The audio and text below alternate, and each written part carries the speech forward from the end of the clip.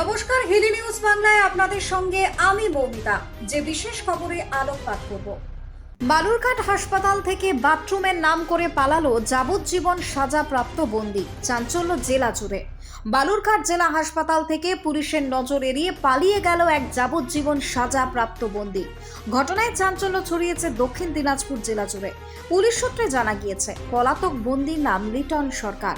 তার বাড়ি তপন থানা এলাকায়। 2012 সালের একটি ধর্ষণ মামলায় দোষী সাব্যস্ত হয়ে তিনি যাবজ্জীবন কারাদণ্ডে দণ্ডিত হন।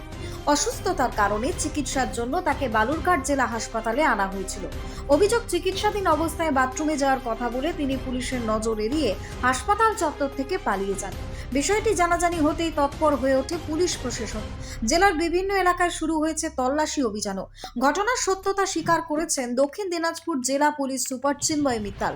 তবে এই বিষয়ে তিনি কোনো বিস্তারিত মন্তব্য করতে চাননি। এই ঘটনায় হাসপাতালে বন্দির নিরাপত্তা ব্যবস্থা নিয়ে উঠছে বহু প্রশ্ন। Bureau report, Hili news Bangla.